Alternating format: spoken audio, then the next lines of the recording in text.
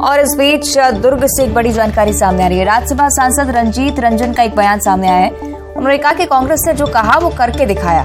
छत्तीसगढ़ चुनाव का मैनिफेस्टो खास होने वाला है। महागठबंधन प्रधानमंत्री का चेहरा लेकर भी आएगा और चुनाव के लिए चेहरा तय किया जाना है। 23 जून को पटना में महागठबंधन की बैठक होनी है।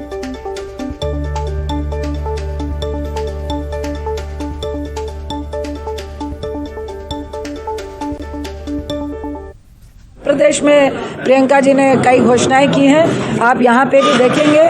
और कांग्रेस के घोषणाओं में ये अंतर है, हम कर्नाटक में कहा और करके आए हैं, मध्य प्रदेश में भी, राजस्थान में भी कहा और करके आए हैं, हिमाचल में भी कहा और करके आए हैं। यहाँ पे बहुत कुछ कहा और कर रहे हैं जो अभी तक नहीं हुआ, ये अगले मैनिफेस्टो में आप देखें। मैंने बोला हम पूरा महागठबंधन एक साथ है और हम पूरे महागठबंधन मिलकर ऐसी सरकार जो दिल्ली में बैठ के पूरे देश को बेचने का काम कर रही है, ना उससे महंगाई कम हो पाई, ना वो युवाओं को रोजगार दे पाई।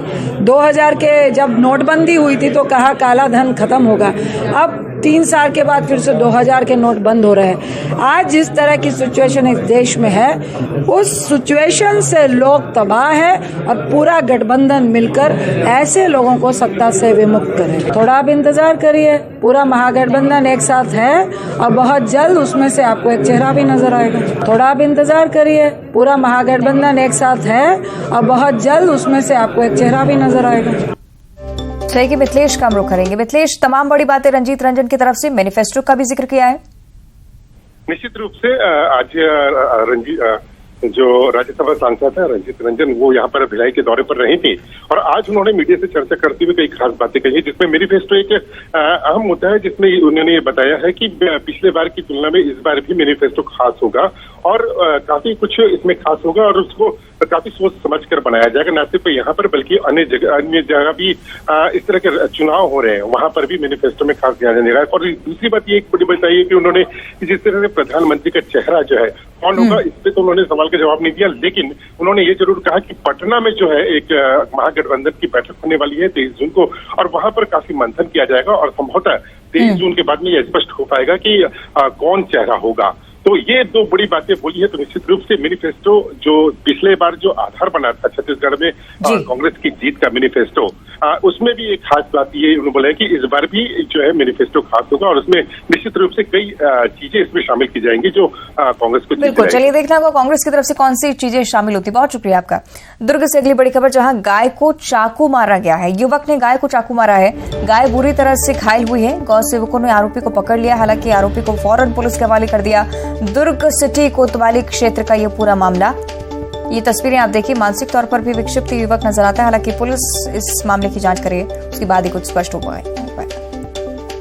पीपरापारा निवासी जो है पप्पू उर्फ अजय करके, जिसने जो है गाय पर हमला किया था, जिससे मामले को संज्ञान में लेते हुए उसे हिरासत में लिया गया। मामले में जो है अपराध पंजीबद्ध कर माननीय न्यायालय।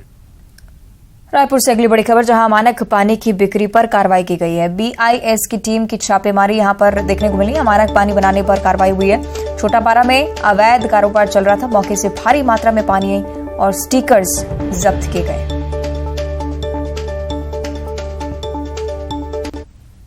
और अब चर्चा करेंगे रायगढ़ की खबर की, जहां खेत में युवक युवती का शव पाया गया है। प्रेम प्रसंग के चलते खुदकुशी करना प्राथमिक तौर पर सामने आया है। एक दिन पहले दोनों घर से लापता हो गए थे।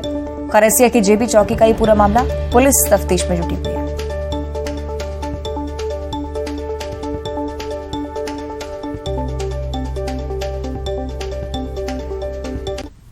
इधर इंदौर के चंदन नगर थाना इलाके में एक कलयुगी बेटे ने शराब के नशे में अपनी मां के साथ मारपीट की है। मारपीट का वीडियो लगातार वायरल हो रहा है। जैसे ही मामला पुलिस के संज्ञान में पहुंचा, पुलिस ने इलाके में अभियान चलाकर पिटाई करने वाले युवक और उसकी मां को थाने तलब किया।